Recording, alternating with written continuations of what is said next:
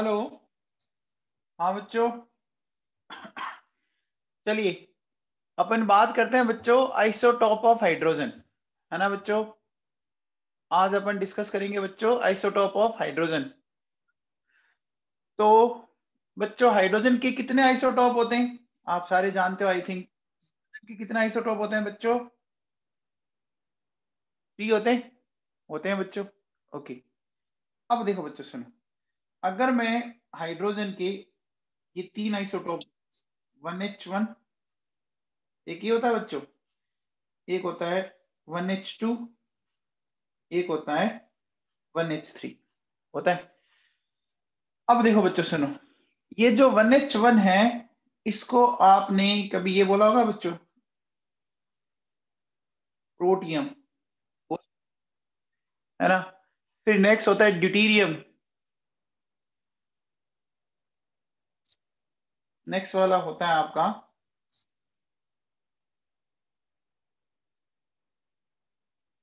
Deuterium D, होता है बच्चों ट्रीटियम टी।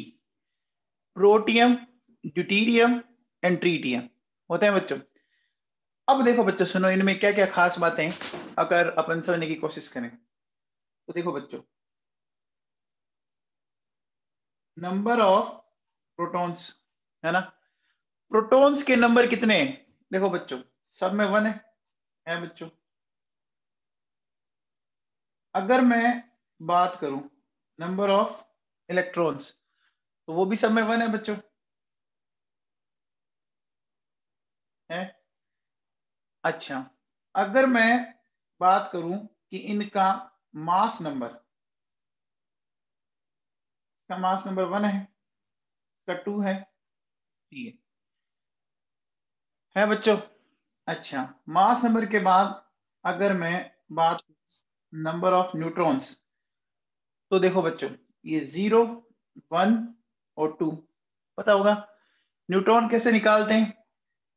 आपके सुपर स्क्रिप्ट में से सब स्क्रिप्ट को माइनस करना होता है, ये तो आपको पता होगा। ये दुनिया का एकमात्र ऐसा एटम है कि न्यूक्लियस में कोई भी न्यूट्रॉन नहीं है, नहीं है ना बच्चों, नहीं है ना। ठीक है बच्चों, फिर देखो सुनो, बात अगर इसकी करें परसेंटेज इन नेचर तो ये होती है बच्चों 99.98%। ठीक है, ये जो है वो है लगभग लगभग 10⁻⁻2%, और ये लगभग लगभग होती है बच्चों 10⁻15% है बच्चों। तो देखो बच्चों सुनो, ये हमने इस तरह से निकाला। ठीक है, अब देखो बच्चों सुनो, इसको हम क्या बोलते हैं बच्चों पता है क्या? इसको हम बोलते हैं नॉर्मल हाइड्रोजन। ठीक है, इसको बोला जाता है बच्चों हैवी हाइड्रोजन। ठीक है, और ये बच्चों क्या होता है, रेडियो एक्टिव होता है। ठीक है ना, रेडियो एक्टिव समझते हो, रेडियो एक्टिव हाइड्रोजन बोल सकते हैं अपन इसको, इसको क्या बोल सकते हैं, रेडियो एक्टिव हाइड्रोजन। ठीक है ना। चलिए एक चीज, एक बात ध्यान रखिए बच्चों, जनरली क्या होता है किसी एलिमेंट का जितना भारी आइसोटोप होगा ना, किसी भी एलिमेंट का जितना भारी आइसोटोप होगा वो जनरली क्या होता है, वो रेडियो एक्टिव होने के चांसेस उसके ज्यादा। किसी भी एलिमेंट का जितना हैवी आइसोटोप होगा उसके रेडियो एक्टिव होने के चांसेस ज्यादा होते हैं। ठीक है, जैसे मैं कार्बन का आइसोटोप बोलता हूँ, कार्बन का 12 है, 13 है, 14 है। बोलो बच्चों रेडियो एक्टिव कौन सा होगा इसमें? 12, 13, 14 में से 14 होगा। आ गया बच्चों समझ में? अब देखो बच्चों सुनो, नॉर्मल हाइड्रोजन को हमने ऐसे लिखा, हैवी हाइड्रोजन को हमने ऐसे लिखा, और रेडियो एक्टिव ऐसे लिखा, लिख दिया बच्चों। ठीक है ना। अब देखो बच्चों सुनो, अगर मैं इनके क्या करता हूं, इनके बच्चों मॉलिक्यूलर वेट की बात करें, 2, इसका 4 और इसका 6 है। ठीक है ना, इनके जो मॉलिक्यूलर वेट है, ठीक है, इनके मॉलिक्यूलर वेट ये है बच्चों 2, 4, 6। ठीक है बच्चों। अच्छा, अब देखो बच्चों मॉलिक्यूलर वेट पर आपको पता होगा बच्चों, ये जो मॉलिक्यूल है ये पोलर है या नॉन पोलर है? ये मॉलिक्यूल पोलर है या नॉन पोलर है? नॉन पोलर है ना बच्चों? अरे एक ही तो जैसे एटम है ना, एच एच डी डी और टी टी। तो नॉन पोलर मॉलिक्यूल में कौन सा फोर्स एक्ट करता है? कौन सा इंटरमोलिकुलर फोर्स वर्क करेगा? वंडरवॉल करेगा बच्चों, करेगा ना। देखो बच्चों सुनो, तो हम क्या लिखेंगे?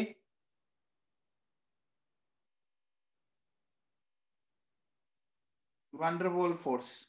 ठीक है बच्चों, तो वंडरवॉल फोर्स आपको पता होगा डायरेक्टली प्रोपोर्शनल होता है बच्चों मॉलिक्यूलर वेट की।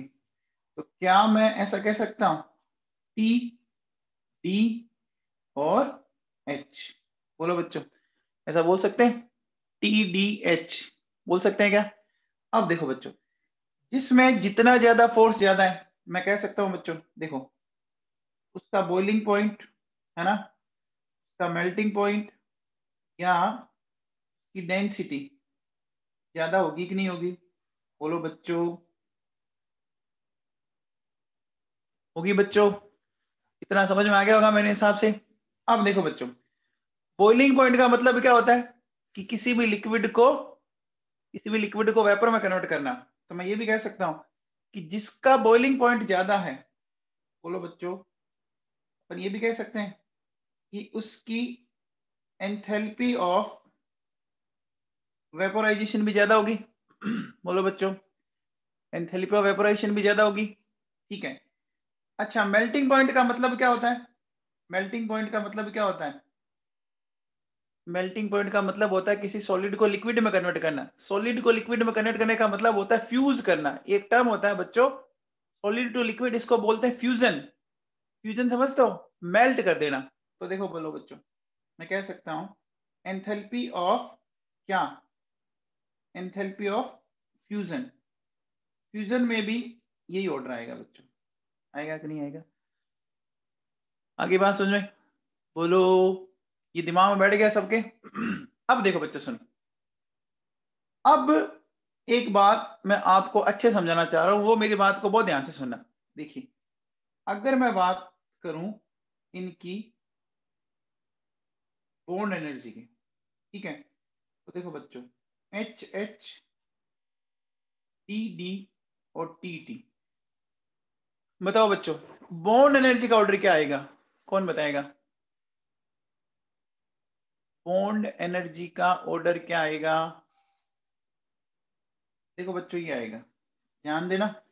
टीटी बॉन्ड जो है वो सबसे तगड़ा होगा। देखो बच्चों, यहाँ 1 1 है, यहाँ 2 2 है, यहाँ आपका 3 3 है बोलो। अब देखो बच्चों, दो ऑब्जेक्ट के बीच में जो फोर्स ऑफ अट्रैक्शन होता है बच्चों, क्या मैं उसको ऐसा बोल सकता हूं? आप लोगों ने कभी पढ़ा होगा, दो एटम के बीच में जो फोर्स ऑफ अट्रैक्शन होता है वो होता है F directly proportional to m1 into m2। याद करो, पढ़ा है क्या? ऐसा पढ़ा आप लोगों ने? तो अब मुझे बताओ, यहाँ 1 इंटू 1, यहाँ 2 इंटू 2, यहाँ 3 इंटू 3। बोलो बच्चों, क्या मैं ऐसा कह सकता हूं क्या, कहां पे फोर्स ऑफ अट्रैक्शन ज्यादा लगेगा? बोलो बच्चों, कहां पर फोर्स ऑफ अट्रैक्शन ज्यादा लगेगा? ये बात समझ में आ गई क्या? आगे बच्चों, अब देखो बच्चों, ये तो हमने बात कर ली बॉन्ड एनर्जी की। अब बताओ, अगर मैं आपसे ये वाली बॉन्ड एनर्जी पूछूं, बताओ,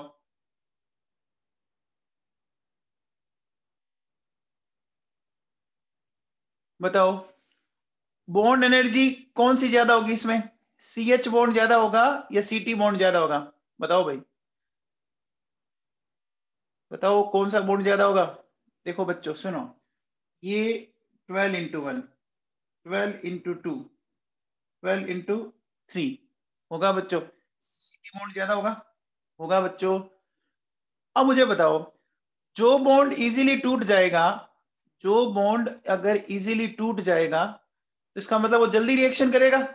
बोलो बच्चों, अगर कोई बॉन्ड इजीली टूट गया तो वो जल्दी रिएक्ट करेगा। अच्छा, अगर कोई बॉन्ड मुश्किल से टूट रहा है तो उसकी रिएक्शन स्लो होगी कि फास्ट होगी?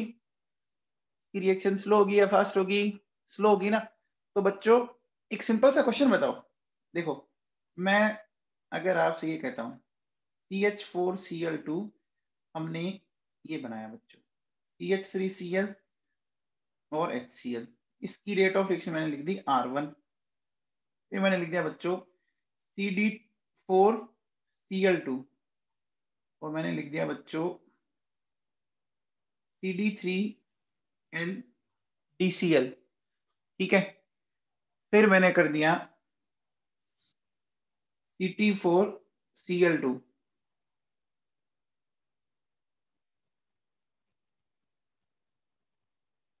ये TCl, ठीक है बच्चों, ये हमने लिख दिया भैया। अब देखो बच्चों, बताओ अगर आपसे मैं पूछूं, है ना, बोलो बॉन्ड एनर्जी अभी आपने ऊपर समझिए, बॉन्ड आपने भी ऊपर समझिए, देखो समझिए कि नहीं समझिए। तो CH बॉन्ड सबसे इजीली टूट जाएगा ना, सबसे इजीली बॉन्ड कौन सा टूट रहा है, CH बॉन्ड टूट रहा है। तो जो बॉन्ड सबसे इजीली ब्रेक हो रहा है उसकी रेट ऑफ रिएक्शन ज्यादा आएगी कि नहीं आएगी, उसकी रेट ऑफ रिएक्शन सबसे ज्यादा आएगी। तो बोलो बच्चों, मैं कह सकता हूं क्या होगा, ये होगा देखो बच्चों R1 R2 R3, है ना बच्चों, समझ में आया। इसको एक नाम दिया जाता है बच्चों, इसको बोलते हैं बच्चों आइसोटोपिक इफेक्ट। क्या बोलते हैं, आइसोटोपिक इफेक्ट। आइसोटोपिक इफेक्ट का मतलब सुना है कि किसी भी फिजिकल या केमिकल प्रॉपर्टीज में आइसोटोप के कारण आपकी चेंज आ जाना, आइसोटोपिक इफेक्ट समझ में आया। अभी किस में चेंज आया, देखो देखो क्या मतलब हुआ, change in physical oblique chemical और रेट ऑफ रिएक्शन और rate of reaction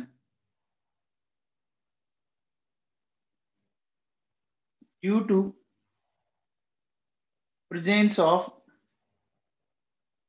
isotope is known as isotopic। समझ आया बच्चों, चेंज इन फिजिकल केमिकल और rate of reaction due to presence of isotope is known as isotopic effect. समझ आ गया, isotopic effect वो इफेक्ट जो आइसोटोप के कारण जनरेट हुआ। क्या बात समझ में आई, वो इफेक्ट जो आइसोटोप के कारण जनरेट हुआ उसको अपन क्या बोलते हैं बच्चों, आइसोटोपिक इफेक्ट बोलेंगे। बोलो बच्चों, समझ में आ गया क्या, आ गया, आई बात समझ में, बोलो।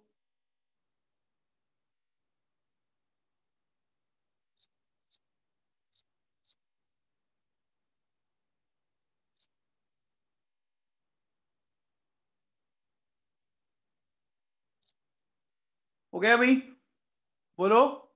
चलिए अब देखो बच्चों, सुनो, ये हमने पढ़ा बच्चों आइसोटोपिक इफेक्ट। अब बच्चों एक बात और ध्यान से सुनो, isotopic effect is mainly observed in hydrogen, है ना। ये आइसोटोपिक इफेक्ट बच्चों हाइड्रोजन में ऑब्जर्व होगा। देखो ऐसा क्यों, मेरी बात को बहुत अच्छे समझना, मैं जब समझाने जा रहा हूं ना बच्चों, ये चीजें आपकी ऑर्गेनिक केमिस्ट्री में भी बहुत काम आएगी, ध्यान से सुनना। देखो मुझे बताओ बच्चों, अगर मैं प्रोटियम से ड्यूटेरियम जाता हूं तो प्रोटियम से ड्यूटेरियम में बताओ परसेंट इंक्रीमेंट इन मास कितना हुआ, बताओ बच्चों। प्रोटियम से ड्यूटेरियम जाने पर परसेंट इंक्रीमेंट इन मास, बताओ बच्चों। मैं ऐसा कह सकता हूं percentage increase in mass 1/100 into 100, sorry ये क्या कर दिया मैंने,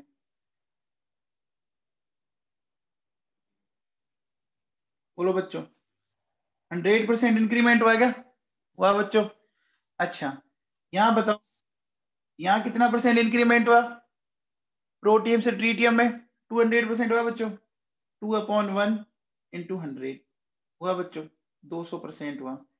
अच्छा अगर आप इससे इसमें जाते हो, अगर आप इससे इसमें जाते हो तो कितने का इंक्रीमेंट हुआ?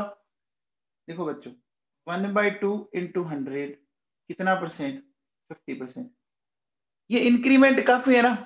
बोलो बच्चों 100% इंक्रीमेंट टू 100% इंक्रीमेंट कम थोड़ी ना, बहुत ज्यादा इंक्रीमेंट है ना।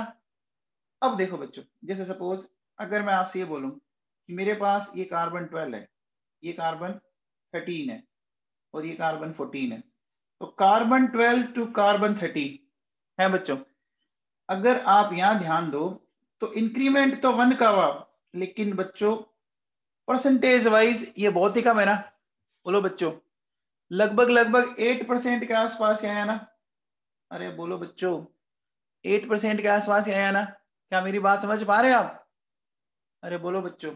अच्छा अगर मैं यहां से इसमें आ जाऊं, है ना, तो देखो 2/12/100। बोलो बच्चों इसमें भी कोई बहुत ज्यादा नहीं आएगा। बोलो बच्चों लगभग लगभग ये कितना हो गया आपका 16% के आसपास, इतने आया। तो बच्चों अब समझ में आया कि आइसोटॉपिक इफेक्ट मेनली हाइड्रोजन में क्यों ऑब्जर्व हुआ। बोलो बच्चों अरे आइसोटॉपिक इफेक्ट मेनली हाइड्रोजन में क्यों ऑब्जर्व हुआ? देखो मास में जो डिफरेंस आ रहा है वो बहुत ज्यादा आ रहा है। क्या आप समझ पा रहे हैं मेरी बात? बोलो बच्चों। तो अपन क्या लिखेंगे? अपन लिखेंगे because because percentage increase in mass is very large. बोलो बच्चों क्या ये बात क्लियर है? क्या ये बात क्लियर है बच्चों? बहुत ज्यादा इंक्रीमेंट होगा। अब देखो बच्चों अगर मैं आपसे क्वेश्चन पूछूं कि isotopic effect is not observe in, या मैं ऐसा बोलता हूं isotopic effect is observe in, isotopic effect is observe in. देखो बच्चों hydrogen, carbon, nitrogen and chlorine. बताओ बच्चों आइसोटॉपिक इफेक्ट सिर्फ और सिर्फ एक ही जगह दिख सकता है आपको, सिर्फ और सिर्फ एक ही जगह दिख सकता है। ठीक है ना? आई बात समझ में? बोलो बच्चों। और वो किसमें आ गया बच्चों समझ में? अब देखो बच्चों ये बात हमने हाइड्रोजन के आइसोटॉप से रिलेटेड की। अच्छा एक चीज बताओ बच्चों, अगर मैं आपसे पूछूं कि आयोनाइजेशन एनर्जी, है ना, ionisation energy order for H, for D और फॉर T, बताओ आयोनाइजेशन एनर्जी ऑर्डर क्या होगा? बोलो बच्चों आयोनाइजेशन एनर्जी का ऑर्डर क्या होगा?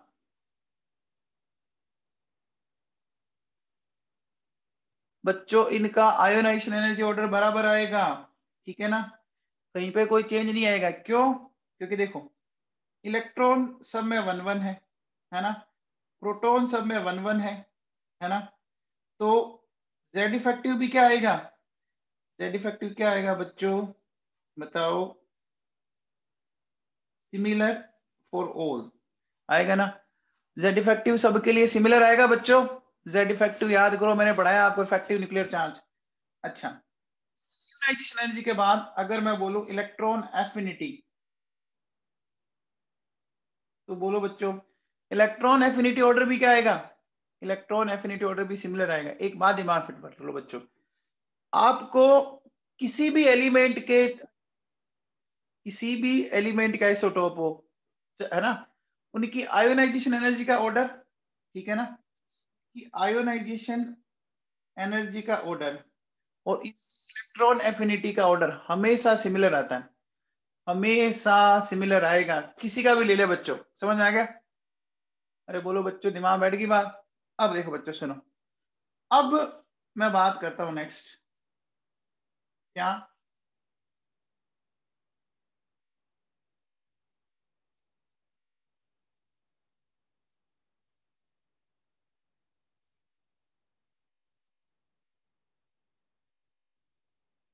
देखो बच्चों, अपन ले रहे हैं बच्चों nuclear spin isomers of hydrogen, ठीक है ना, nuclear spin isomers of hydrogen. एक बात बताओ बच्चों, हाइड्रोजन जो हमारा मॉलिक्यूल है बच्चों, है बच्चों, इसमें दो एटम है ना, है बच्चों, दोनों एटम का मतलब ये इस तरह के दो एटम हो गए, ऐसा कह सकता हूं बच्चों, बोलो।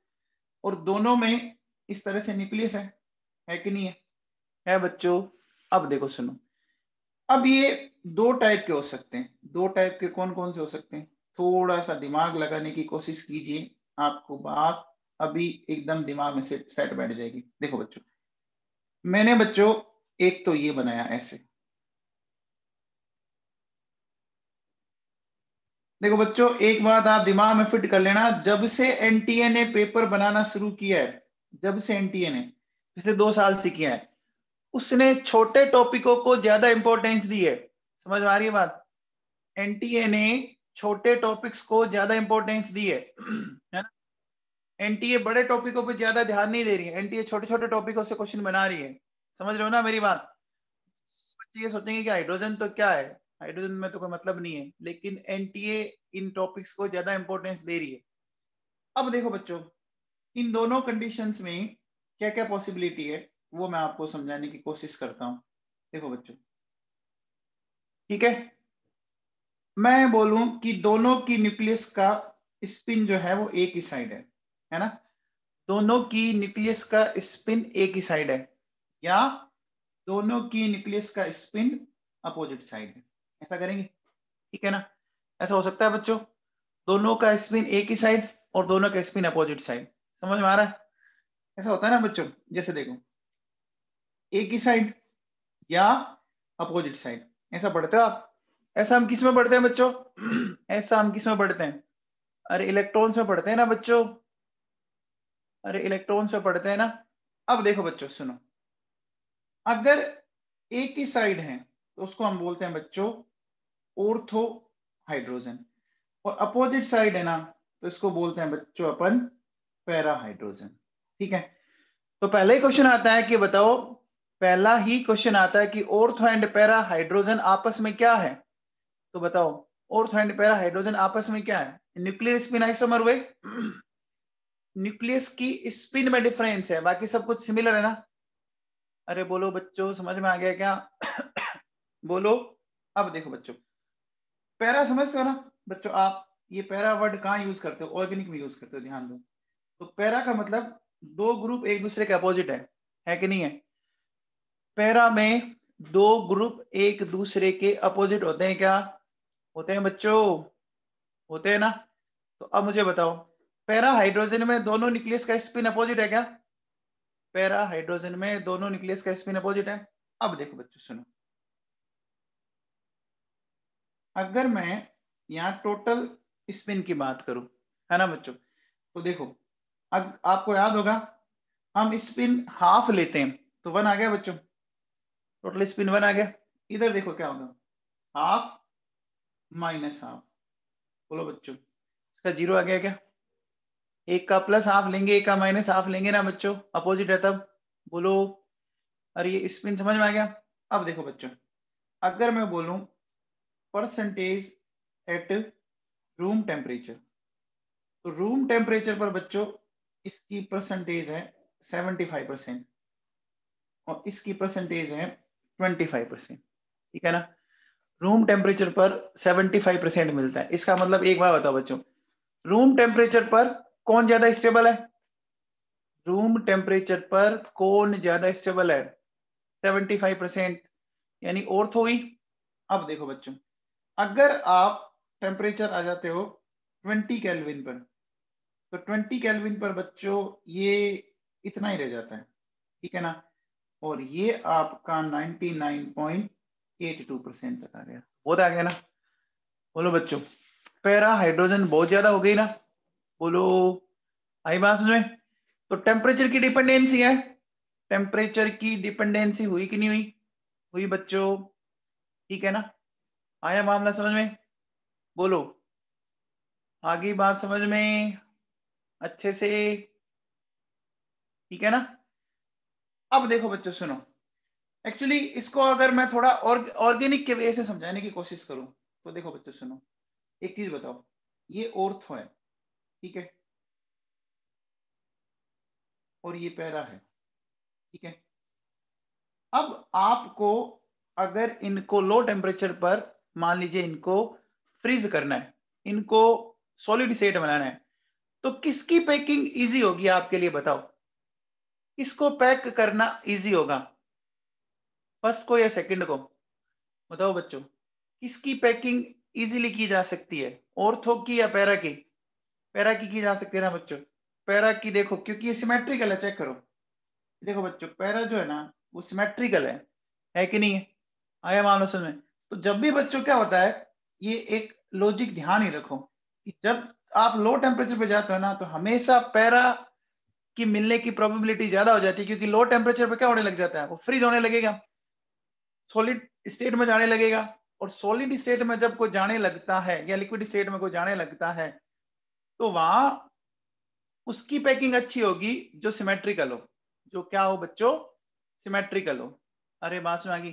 जैसे देखो बच्चों सुनो, आपने देखा होगा, ये मैंने अभी बताया, ठीक है, एक सिस और ट्रांस आइसोमर्स भी पढ़ते हो आप, ऑर्गेनिक के अंदर पढ़ते हो बच्चों, सिस और ट्रांस आइसोमर्स। तो मेल्टिंग पॉइंट किसका ज्यादा होता है, याद है क्या? अरे मेल्टिंग पॉइंट किसका ज्यादा होता है, याद है क्या? ट्रांस का ज्यादा होता है बच्चों, होता है ना, ट्रांस मतलब अपोजिट। देखो आपने ये पढ़ा है बच्चों, ये आप लोगों ने पढ़ा है, देखो जैसे देखो बच्चों, ये तो है सिस फॉर्म है बच्चों, और ये है हमारी ट्रांस, सॉरी पहले वाली ट्रांस मैंने गलत लिख दी, पहले वाली बच्चों हमारी ट्रांस है और दूसरी वाली सिस है बच्चों। अब देखो पहले वाली को मैं ऐसे बोल सकता हूं और दूसरी वाली को मैं ऐसे बोल सकता हूं बच्चों। अब देखो बेटा एक काम करना, आप अपने घर में दो इक्वल साइज की गिलास लेना और उन दोनों को एक दूसरे के अंदर फिट करने की कोशिश करना। क्या वो इतनी अंदर तक फिट हो जाएगी क्या? अरे इतनी अंदर तक फिट हो पाती है? नहीं हो पाती ना, नहीं हो पाएगी ना बच्चों, अगर सिमिलर साइज की है। अच्छा अगर ये है तो बोलो बच्चों इसमें तो मैं फिट कर सकता हूँ ना, अरे इसमें तो मैं फिट कर सकता हूँ ना बच्चों। तो बताओ किसको पैक करना इजी होगा? जहां ग्रुप अपोजिट है उसको होगा ना, जहां ग्रुप अपोजिट है उसको होगा ना। अपोजिट का फंडा समझ में आ गया? अपोजिट का फंडा समझ में आ गया क्या बच्चों? आगे बात समझ में? ठीक है बच्चों, तो पैरा भी तो अपोजिट है, अरे पैरा में भी तो मामला अपोजिट का ही है बच्चों, ठीक है। चलो बच्चों अब देखो बच्चों, तो एक तो अपन पॉइंट लिख सकते हैं क्या कि ortho and para hydrogen are nuclear spin isomers which have similar chemical properties and different physical properties, क्या ना बच्चों? देखो इनकी फिजिकल प्रॉपर्टीज तो बच्चों सिमिलर आएगी, ऑर्थो और पैरा आइसोमर जो न्यूक्लियर स्पिन आइसोमर्स है, केमिकल इनकी सिमिलर आएगी, फिजिकल इनकी डिफरेंट आएगी। मैंने शायद उल्टा बोल दिया था, ठीक है बच्चों? अरे समझ में आ गया क्या? फिजिकल प्रॉपर्टीज क्यों आई? आप देखो बच्चों पैकिंग अच्छे से किसकी होती है, अरे पैकिंग अच्छे से किसकी होती है? पैरा की, ट्रांस की ना, है ना बच्चों? ये समझ में आ गया क्या? ये बच्चों सबको समझ में आ गया? ठीक है बच्चों, अब देखो बेटा सुनो, अपन अगला टॉपिक उठाते हैं। देखिए बच्चों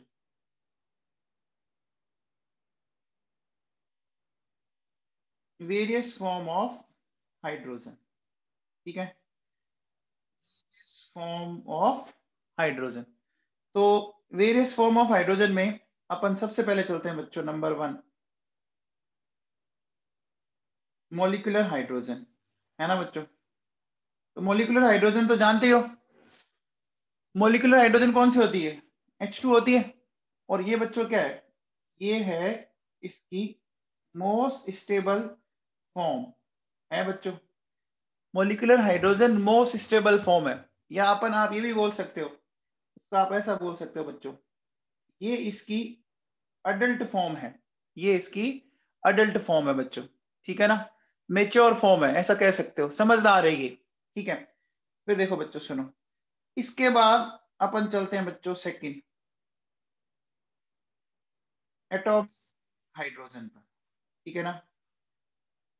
अब देखो बच्चों सुनो, ये जो एटॉमिक हाइड्रोजन है ना, इसको समझने की कोशिश करना ढंग से। देखिए बच्चों, ये हमारे पास बच्चों, ये हाइड्रोजन का एक बॉन्ड है, ठीक है, यहाँ ये बॉन्ड बना हुआ बच्चों, ये बॉन्ड बना हुआ है।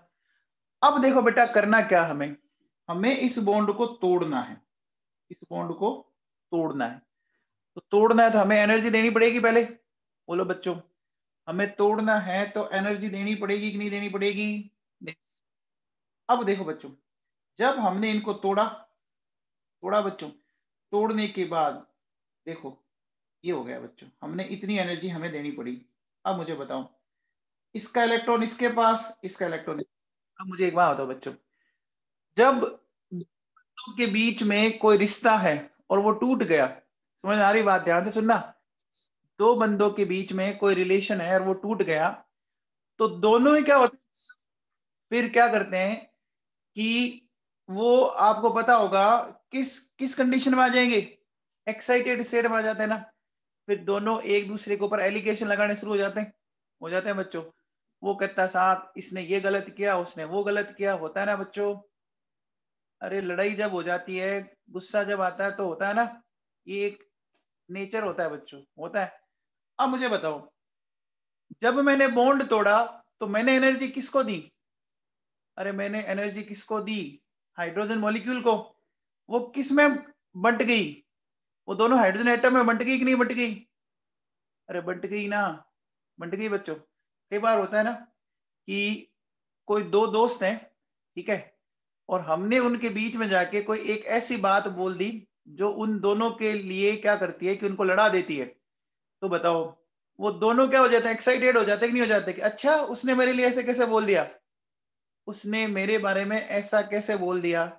आपने थोड़ी सी वहां पर अपनी एनर्जी इंजेक्ट की, और एनर्जी इंजेक्ट करते ही आपने क्या किया बच्चों, उनको एक्टिवेट कर दिया, उनको एक्साइटेड कर दिया, वहां पर आपने आग लगा दी भैया, लगा दी ना, लगा दी बच्चों। तो मैं क्या कह सकता हूं कि यहां पर ये एक्साइटेड एटम है आपका, है बच्चों, है बच्चों। अब बच्चों आपको एक बात बताओगी कि एक्साइटेड एटम ज्यादा टाइम तक रह नहीं सकता, एक्साइटेड एटम ज्यादा टाइम तक रह नहीं सकते। आप कितने दिन एक्साइटेड स्टेट में रह जाओगे, एनर्जी ज्यादा है ना। तो होगा क्या बच्चों, ये एक्साइटेड एटम वापस कंबाइन होंगे, और कंबाइन होते ही वापस मॉलिक्यूल बन गया, और वापस जो इतनी एनर्जी हमें निकल गई, निकल गई कि नहीं निकल गई बच्चों, बोलो बच्चों। एटम कंबाइन तो होना पड़ेगा ना, ताकि वे वापस स्टेबल बने। अरे एटॉमिक फॉर्म में ये अनस्टेबल होंगे ना बच्चों, मेरी बात पकड़ पा रहे हो क्या आप, पकड़ पा रहे हो मैं क्या कहना चाह रहा हूं। एटॉमिक फॉर्म में ये एक्साइटेड स्टेट में है जरूर, लेकिन ये क्या होगा, ये बोलो बच्चों, ये हाईली अनस्टेबल होंगे। क्या होंगे बच्चों, ये हाईली अनस्टेबल होंगे। ये क्लियर हुआ, आपको ये बात समझ में आई, ये हाईली अनस्टेबल हुए, क्लियर है बच्चों, कंफर्म। अब देखो बच्चों सुनो, अब होता क्या बच्चों, ध्यान देना, देखो जैसे हम क्या करते हैं बच्चों, मान लीजिए ये हमारे पास आयरन के ये दो टुकड़े हैं इस तरह से, ठीक है, ये आयरन के दो टुकड़े हैं, ठीक है। अब देखो बच्चों, यहां क्या कर रखा मैंने, इस तरह से, ये मान लीजिए दो इलेक्ट्रोड लगा रखे हैं, एक प्लस वाला और एक माइनस वाला, ठीक है। और यहां से मैं कंटिन्यूसली क्या करता हूं, यहां से मैं कंटिन्यूसली हाइड्रोजन को क्या करता हूं, अंदर भेज रहा हूं बच्चों, ठीक है, यहां से कंटिन्यूसली हाइड्रोजन अंदर आ रही है। अब देखो बच्चों, जैसे ही ये हाइड्रोजन अंदर आई, है ना बच्चों, ये पहले तो उसके कारण टूट जाएगी ना, टूट जाएगी बच्चों। अरे दोनों हाइड्रोजन एटम अलग अलग हो गए कि नहीं हो गई? हो गई। अब देखो बच्चों, आपको पता है ये अभी दोनों हाइड्रोजन एटम कौन सी स्टेट में? अभी दोनों हाइड्रोजन एटम कौन सी स्टेट में? एक्साइटेड। तो इनको वापस कहां लौटना पड़ेगा? अरे इनको वापस अपनी नॉर्मल स्टेट, ग्राउंड स्टेट में लौटना पड़ेगा ना, लौटना पड़ेगा। तो जैसे ही ये वापस ग्राउंड स्टेट में लौटे तो बोलो बच्चों एनर्जी रिलीज होगी, एनर्जी रिलीज होगी। और जब एनर्जी रिलीज होगी तो इतनी एनर्जी रिलीज होगी कि बच्चों यहां से ये जो आयरन है ना वो मेल्ट होना शुरू हो जाएगा, ठीक है ना। आयरन आपका मेल्ट होना शुरू होगा और मेल्ट होके आयरन इस तरह से आपस में चिपक गया। समझ में आया मामला? अरे बोलो बच्चों समझ में आया मैंने क्या समझाया आप लोगों को? बोलो।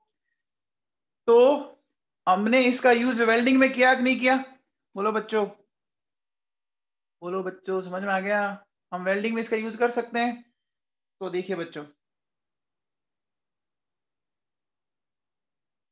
देखिए अपन ऐसा कह सकते हैं कि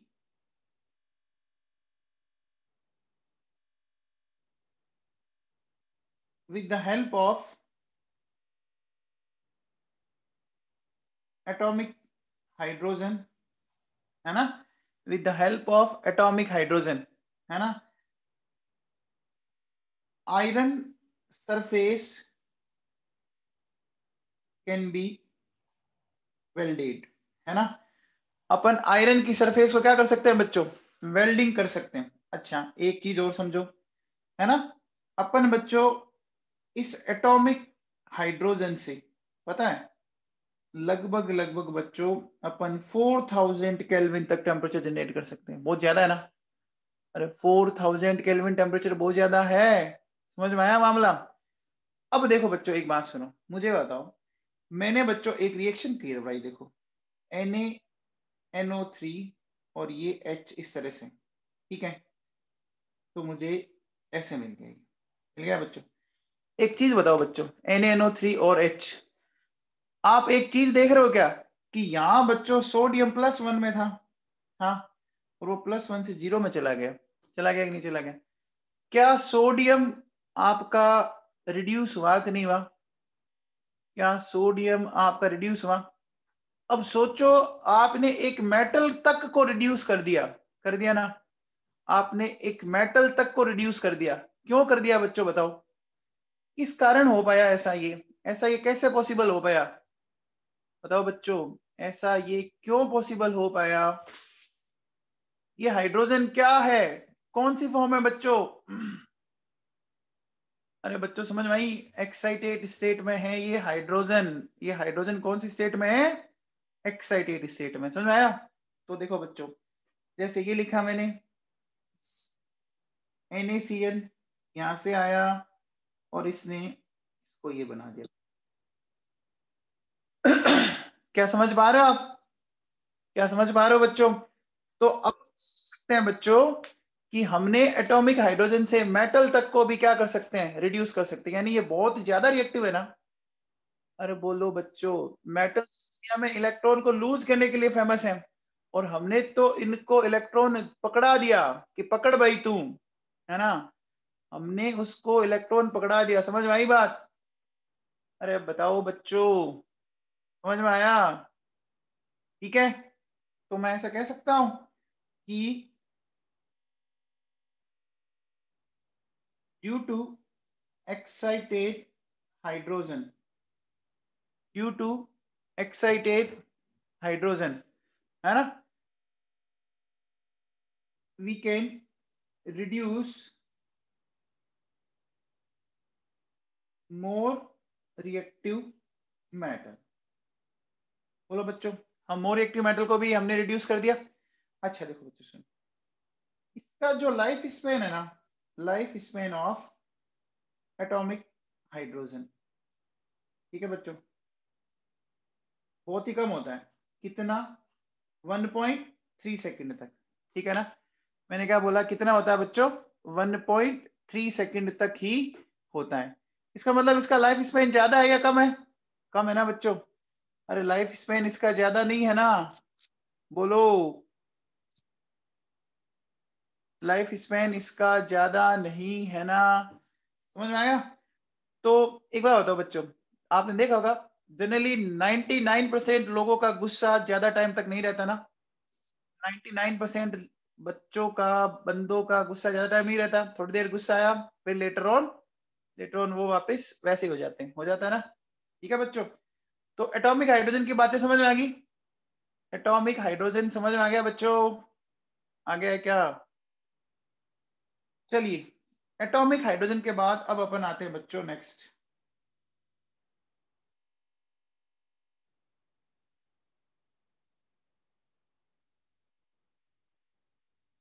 ये क्या होता है बच्चों?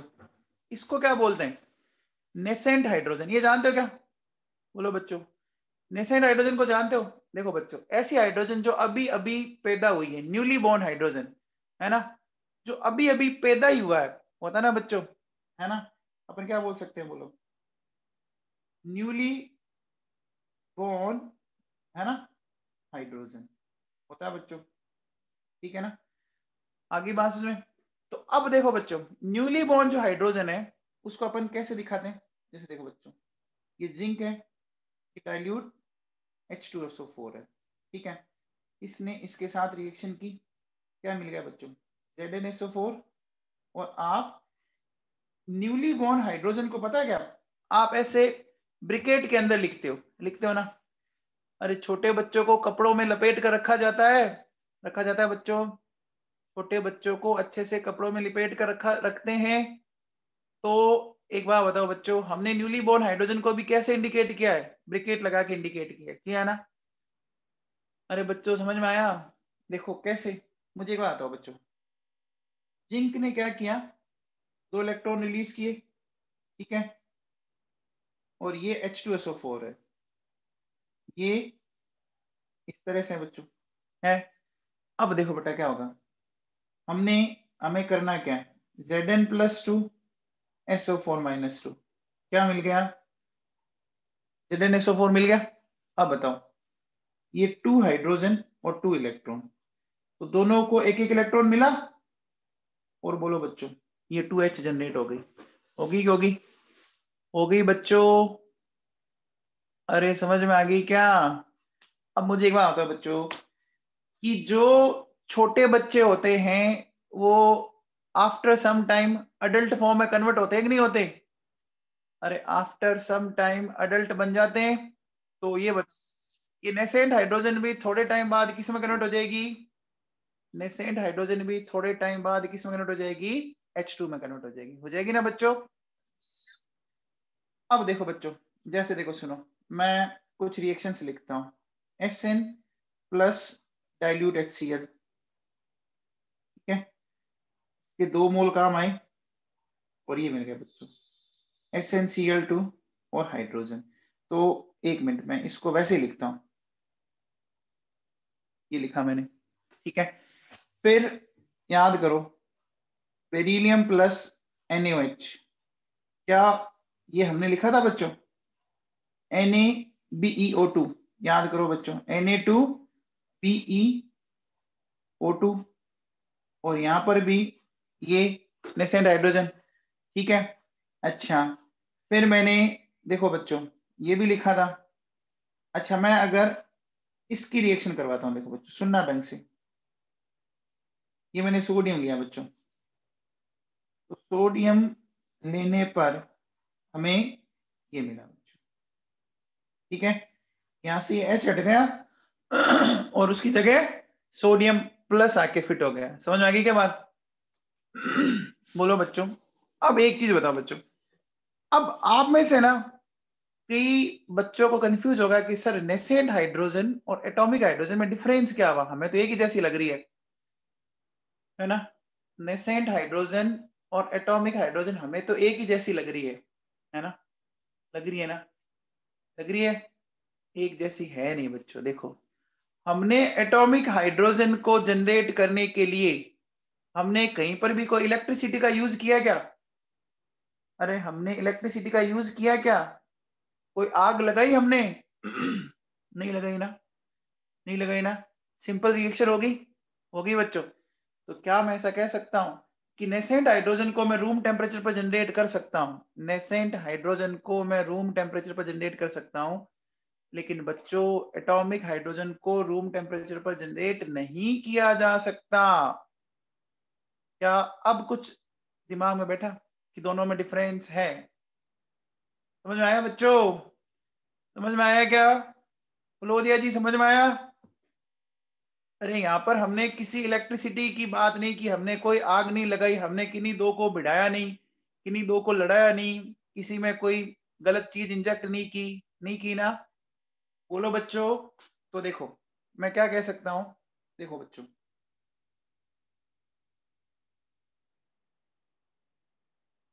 nascent hydrogen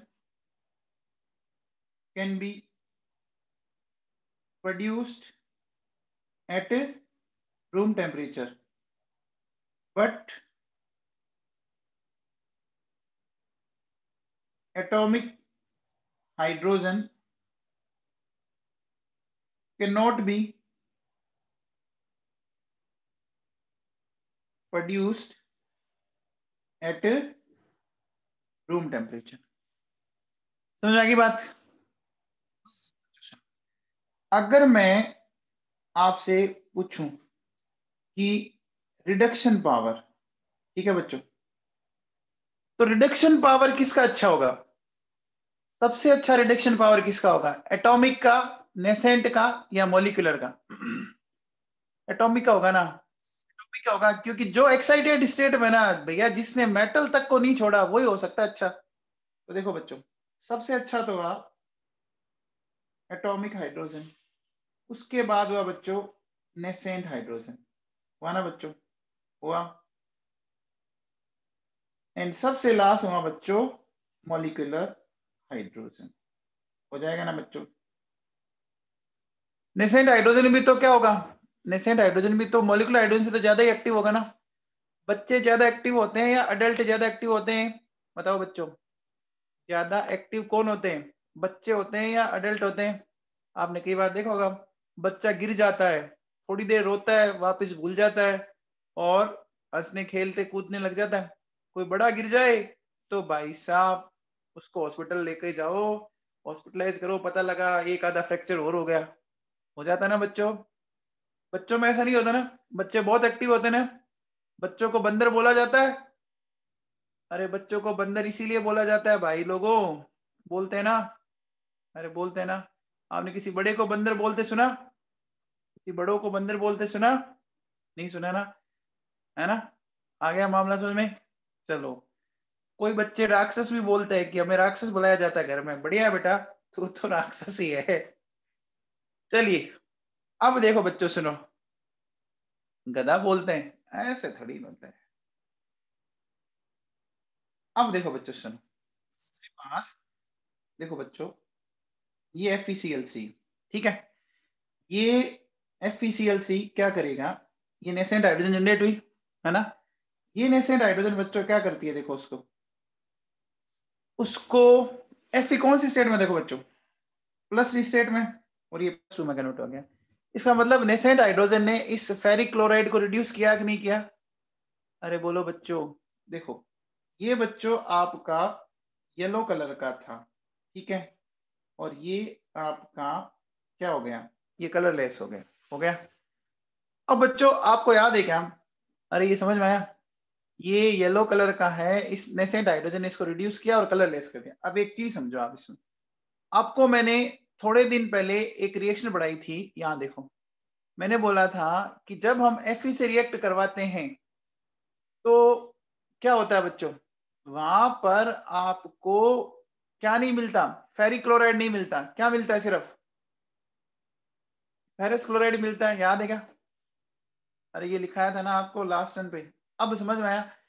क्योंकि पंगा क्या होता है बच्चों, पंगा क्या होता है कि बनता जरूर है फेरिक क्लोराइड, लेकिन साथ में हाइड्रोजन कौन सी बनी, साथ में हाइड्रोजन कौन सी बनी, नेसेंट बनी। और वो नेसेंट हाइड्रोजन क्या करती है, वो नेसेंट हाइड्रोजन उसको रिड्यूस कर देती है। समझ में आ गया बच्चों? ठीक है ना? तो जनरली बनती तो नेसेंट है, लेकिन उस टाइम तक आप इन चीजों को जानते नहीं हो, इसलिए अपन उसको H2 की फॉर्म में लिखते हैं अपन। ठीक है बच्चों, ये समझ में आ गया?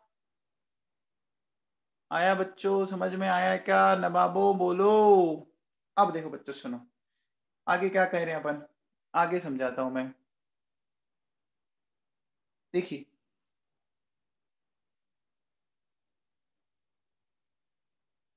nascent hydrogen can reduce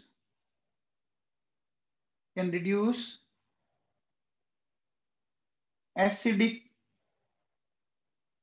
KMnO4 और acidic K2Cr27। ये बोलो बच्चों, ये एसिडिक KMnO4 K2Cr27 ये कुछ जाने पहचाने लग रहे क्या? अरे बोलो बच्चों, ये कुछ जाने पहचाने लग रहे हैं क्या? रिडॉक्स, वेरी गुड, रिडॉक्स में पढ़े थे हम लोगों ने। ठीक है बच्चों, चलो अब आओ, अब हम आपको समझाना चाहेंगे। देखो बच्चों, ये KMnO4 है, ठीक है, ये H2SO4 है, ठीक है बच्चों। अब देखो बेटा, आप मुझे बताओ KMnO4 में मेटल कौन कौन है? KMnO4 में मेटल कौन कौन है? ये और मैग्नीज है। अच्छा, बताओगा बच्चों, मेटल हमेशा प्लस वाला बनाते हैं, मेटल हमेशा केटाइन बनाते हैं, और केटाइन के साथ कौन इन्वॉल्व होता है? केटाइन के साथ कौन इन्वॉल्व होता है? केटाइन के साथ कौन कनेक्ट होगा? अरे केटाइन से एनाइन जुड़ेगा ना। तो H2SO4 में एनाइन कौन है बताओ बच्चों? H2SO4 में एनाइन कौन है? सल्फेट है ना। तो देखो बच्चों, K के साथ कंबाइंड हुआ सल्फेट, मिल गया K2SO4। मैग्नीज के साथ कंबाइंड हुआ, मिल गया MnSO4। आपको याद है क्या बच्चों कि एसिडिक मीडियम में मैग्नीज +7 से +2 में जाता था? क्या आपने ऐसा सीखा था? ये बच्चों मैंने आपको रिडॉक्स में पढ़ाया था, याद करो, +7 से +2 में जाता है, पढ़ाया था। फ्लोदिया जी याद है क्या? फ्लोदिया जी याद है क्या? अब देखो बच्चों, अब इक्वेशन को बैलेंस करते हैं, थोड़ा सा समझने की कोशिश करें। वेरी गुड, मोदी सीएम याद करो, याद आया? मोदी सीएम बताया था आपको कुछ, ऐसा बताया था? बोलो, भूल जाते हो बच्चों तुम। चलो बच्चों, अब बताओ, अब बैलेंस करें तो प्रोडक्ट साइड कितने पोटेशियम है? प्रोडक्ट साइड कितने पोटेशियम है? 2 है ना, इसके आगे 2 लगा दो बच्चों। मैग्नीशियम बैलेंस हो गया बच्चों। तो इसको कर दो, कर दिया बच्चों, कर दिया। अब बच्चों, सल्फेट कितने हो गए प्रोडक्ट साइड? सल्फेट कितने हो गए प्रोडक्ट साइड? सल्फेट कितने हो गए बच्चों? कितने सल्फेट आइन हो गए? 3 हो गए ना, 3 हो गए बच्चों। 2 तो मैग्नीज सल्फेट है और एक K2SO4, 3 हो गया बच्चों। अब देखो बच्चों, अगर आप थोड़ा सा ध्यान दो तो सल्फेट वाला ग्रुप तो दोनों तरफ बैलेंस है, सल्फेट वाला ग्रुप तो दोनों तरफ बैलेंस है ना, बैलेंस है बच्चों। अरे दोनों तरफ सल्फेट बैलेंस है, अब सल्फेट बैलेंस है तो सल्फेट वाली ऑक्सीजन भी बैलेंस है बच्चों। अब मुझे बताओ बच्चों, KMnO4 में आप मुझे बताओ टोटल कितनी ऑक्सीजन होगी KMnO4 के कारण? KMnO4 के कारण टोटल ऑक्सीजन कितनी होगी? टोटल 8 होगी ना, 2 मॉलिक्यूल है तो 8 होगी बच्चों।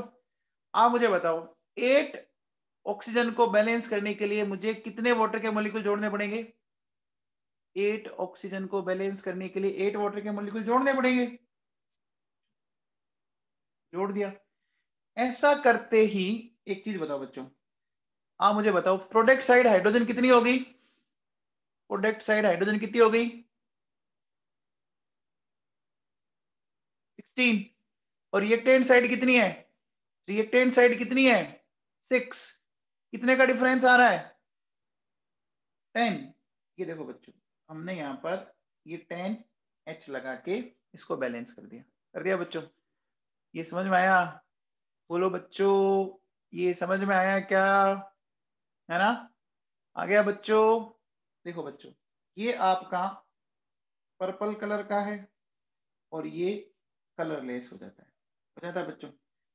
अब मुझे बताओ बच्चों, यहां अगर आप थोड़ा सा दिमाग लगाओ ना, एक चीज आप समझ सकते हो, एक चीज आप समझ सकते हो क्या, मुझे बताओ।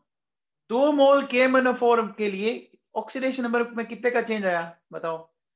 2 मोल KMnO4 के लिए ऑक्सीडेशन नंबर में कितने का चेंज आया, कौन बताएगा। 2 मोल KMnO4 के लिए, 2 मोल KMnO4 के लिए 10 का चेंज आया ना।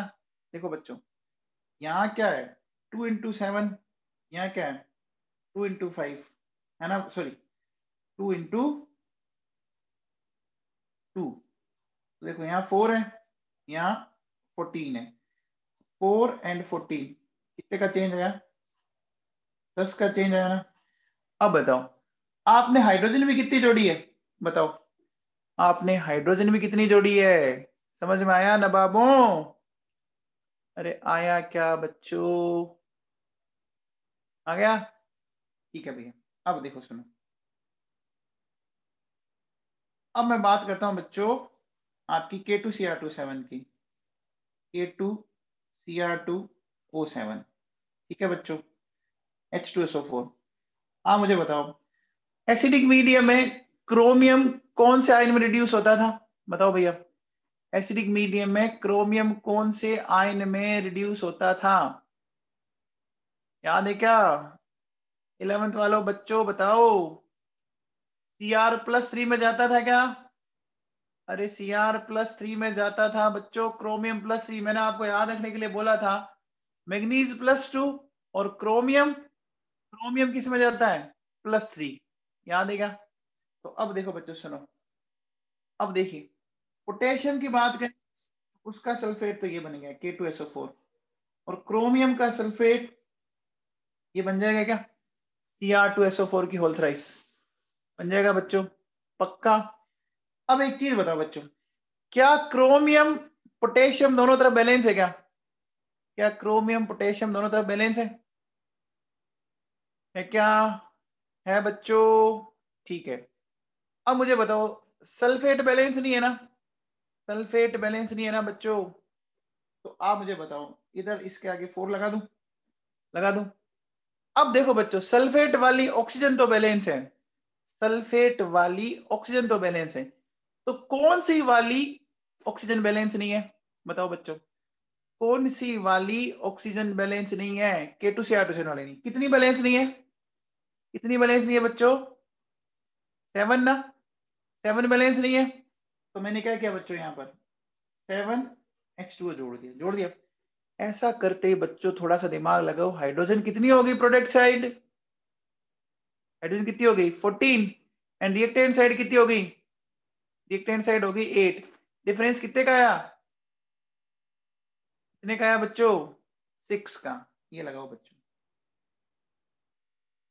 इसका मतलब बच्चों यहां पोटेशियम डाइक्रोमेट के ऑक्सीडेशन नंबर में चेंज कितने का आना चाहिए, पोटेशियम डाइक्रोमेट के ऑक्सीडेशन नंबर में चेंज 6 का आना चाहिए ना। अगर 6 का आया ना तो हमने सही किया है, नहीं तो हमने गलत किया है, चेक करें।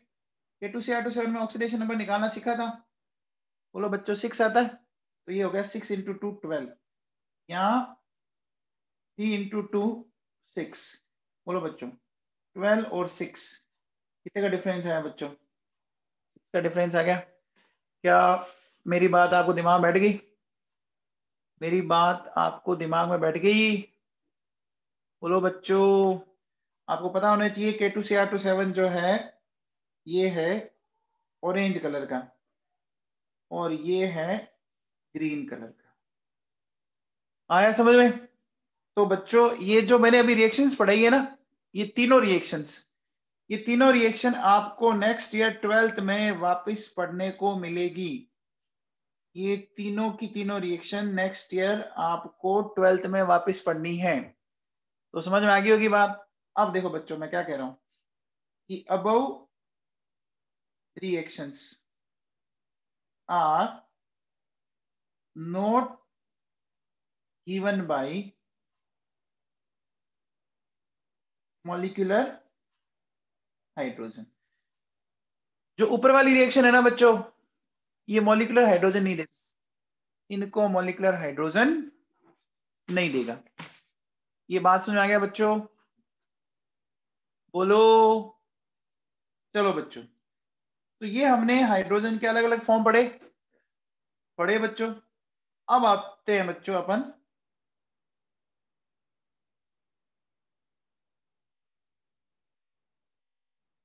अक्लूडेड हाइड्रोजन पे, है ना। अक्लूडेड या अक्लूडेड जो भी बोले आप। इसमें होता है क्या बच्चों, देखो सुनो, ध्यान से समझना मैं जो समझाना चाह रहा हूं। देखो बच्चों, जैसे सपोज मेरे पास ये एक प्लेटिनम का क्रिस्टल है, क्या बच्चों, एक प्लेटिनम का क्रिस्टल है इस तरह से, ठीक है। अब मुझे बताओ बच्चों, ये प्लेटिनम जो दिख रहे हैं, ये बच्चों इसकी फ्री वैलेंसी है बच्चों, है, होती है फ्री वैलेंसी। अब बताओ, जैसे ही कोई कोई मॉलिक्यूलर स्पीसीज इसके कांटेक्ट में आएगी, तो क्या वो उसको अपनी सरफेस पर रोकेगा, क्योंकि वो क्या चाहेगा कि उसकी वैलेंसी पूरी हो जाए। अरे उसकी वैलेंसी पूरी हो जाए ना। तो देखो बच्चों, होता क्या है कि जैसे सपोज यहाँ एक हाइड्रोजन का मॉलिक्यूल आया, एक हाइड्रोजन का मॉलिक्यूल आया, इधर हाइड्रोजन का मॉलिक्यूल आया, इस तरह से, ठीक है ना। यहां से ये इस तरह से, देखो बच्चों क्या हो गया, समझ में आया क्या बच्चों।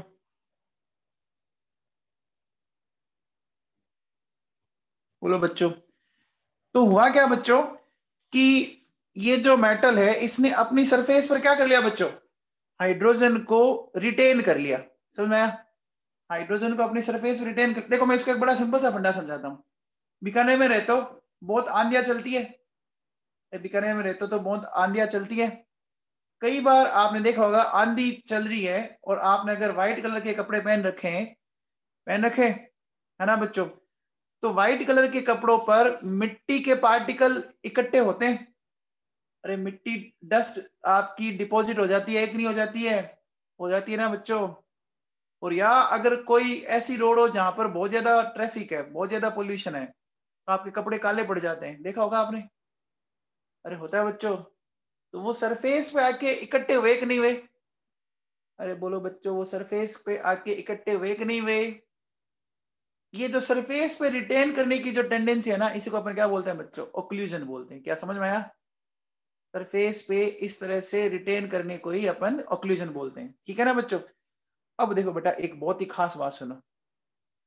निकल प्लेटिनम पैलेडियम है ना बच्चों, इनका जो वॉल्यूम होता है ना, अपने वॉल्यूम से बच्चों 900 टाइम तक, 900 टाइम वॉल्यूम को ये क्या कर लेते हैं, एड्सॉर्ब कर लेते हैं। क्योंकि हाइड्रोजन बहुत ही छोटा एटम मॉलिक्यूल है ना। अरे बोलो बच्चों, हाइड्रोजन तो बहुत ही छोटा है, तो इसको एड्सॉर्ब करना इजी होगा। अरे कई बार आपने कपड़े जब मिट्टी से भर जाते हैं, आप उसको मिट्टी को अगर आप झड़काओ तो बहुत सारी मिट्टी निकलती है। अरे कभी हुआ होगा ना, अपने बीकानेर में तो घरों में इतनी मिट्टी घुस जाती है कि हालत खराब हो जाती है साहब, आंधियों में अंदर होती है ना। तो आपको पता है इस मेथड का यूज अपन किस में करते हैं, इस मेथड का यूज अपन हाइड्रोजन के स्टोरेज में करते हैं, है ना। हाइड्रोजन के स्टोरेज में करेंगे, ठीक है ना। अरे बोलो बच्चों, समझ में आ, हाँ आई बात समझ में। तो देखो बच्चों, मैं क्या कह रहा हूं, देखो सुनो, मैंने बोला कि nickel platinum palladium can retain hydrogen molecule at their surface, and this process is known as adsorption और occlusion। क्या बोलते हैं इस प्रोसेस को, अपन क्या बोल रहे हैं बच्चों, एड्सॉर्प्शन भी बोलते हैं। जानते क्या बच्चों, एक टर्म सुना होगा आपने, एब्जॉर्प्शन, सुना है क्या।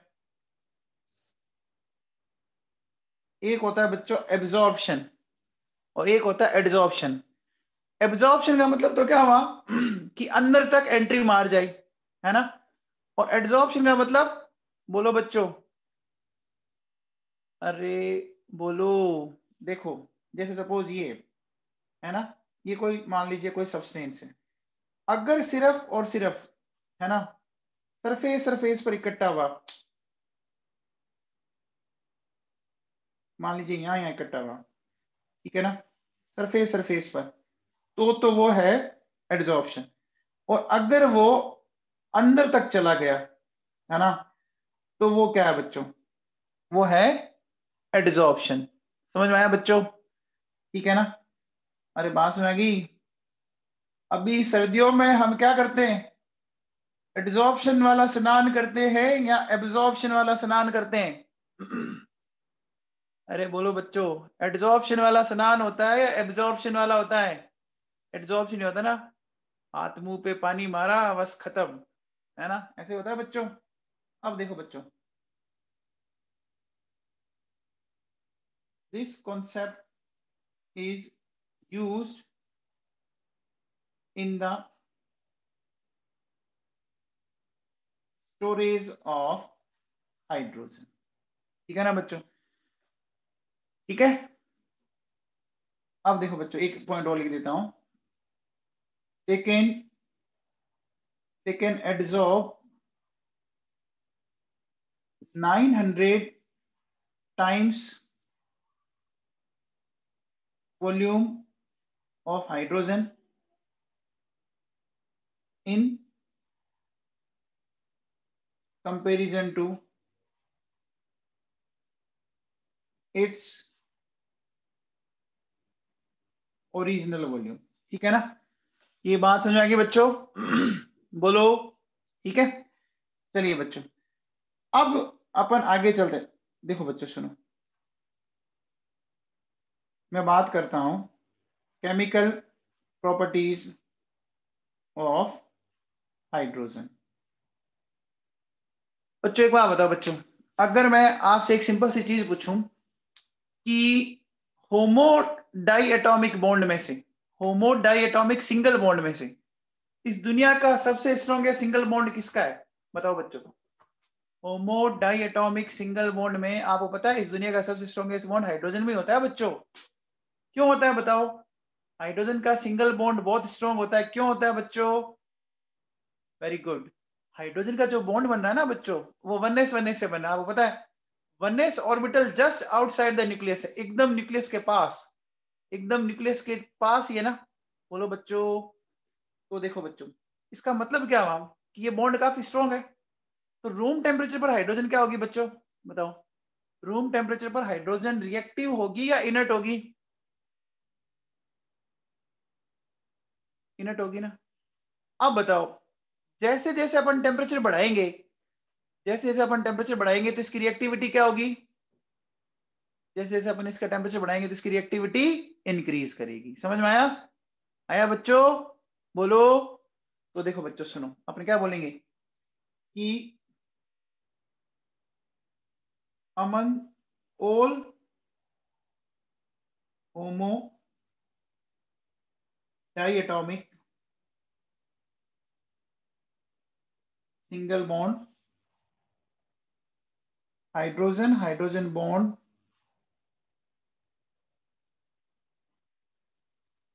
is the strongest bond, and it is almost inert at room temperature, while its reactivity increases with increase in temperature। आ गया मामला समझ में? बोलो बच्चों, आगे बात समझ में? अब देखो बच्चों सुनो, अपन सबसे पहले लेते हैं बच्चों, देखो रिएक्शन विद हेलोजेंस। ठीक है, हेलोजन समझते हो बच्चों किसको बोलते हैं? X2 को हेलोजन बोलते हैं, बोलते हैं ना बच्चों। तो देखो बताओ, H2 प्लस X2, ठीक है, इन दोनों की रिएक्शन से क्या ये HX बन जाता है? बोलो बच्चों, बन गया क्या? ये जो है इसको बोलते हैं बच्चों हाइड्रोजन हैलाइड। क्या बोलते हैं बच्चों? हाइड्रोजन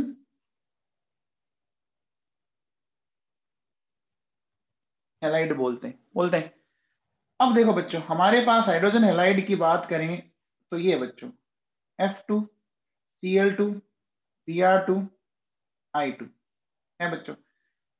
बताइए मुझे कि हैलोजन में से कौन सा हैलोजन सबसे ज्यादा रिएक्टिव होगा? बताओ कौन सा हैलोजन सबसे ज्यादा, फ्लोरीन है या आयोडीन है? बताओ बच्चों। फ्लोरीन होगा ना बच्चों, फ्लोरीन होगा। अरे फ्लोरीन होगा बच्चों, याद करो, फ्लोरीन का oxidising power among all halogen सबसे ज्यादा होता है, याद है क्या? फ्लोरीन का oxidising power among all halogen सबसे ज्यादा होता है, क्या ऐसा पढ़ा था आप लोगों ने? देखो बच्चों सुनो, मैं बात करूं इनका रिएक्टिविटी ऑर्डर, तो ये आता है बच्चों F2 Cl2 Br2 I2। अब देखो बच्चों, ये जो फ्लोरीन है ना, ये क्या कर सकता है, ये आपके, सॉरी, ये इतना ज्यादा रिएक्टिव है कि है ना डार्क कंडीशन में रिएक्ट कर जाएगा, मतलब अंधेरे में रिएक्ट कर जाता है, इसको किसी तरह की एनर्जी की रिक्वायरमेंट ही नहीं है। अच्छा, ये क्या करते हैं बच्चों, क्लोरीन और ब्रोमीन, ये इनके लिए हमें सनलाइट की रिक्वायरमेंट होती है ना, हमें बच्चों सनलाइट की रिक्वायरमेंट होती है, ठीक है। और इसको तो बच्चों हमें बकायदा हीट करना पड़ेगा, ठीक है ना, आपको हीटिंग करोगे, गर्म करोगे, तभी ये रिएक्ट करता है, हीटिंग इज रिक्वायर्ड। आया मामला समझ में? बोलो बच्चों। देखो एक बात सुनो बच्चों, ये चैप्टर है इजी, बस वही है कि थोड़ा सा आपको थोड़ा सा पेशेंस रखना पड़ेगा बच्चों, क्योंकि एनटी अभी इन छोटे छोटे टॉपिक पर ज्यादा ध्यान देने लग गया है ना। अब हो सकता है आप में से कई बच्चे इससे बोर होने लगे होंगे, है ना। तो बेटा जब फिजिकल पढ़ाई थी तो मैंने आपको पहले ही बोला था कि उस टाइम पे भी कौन सा आपने कोई तीर मारा था जब न्यूमेरिकल होते थे तब, है ना। तो इनको थोड़ा ढंग से पढ़ लो ताकि इनके आने वाले क्वेश्चन आपके गलत ना हो एग्जाम में, ठीक है ना। ठीक है बच्चों, चलो ओके बेटा।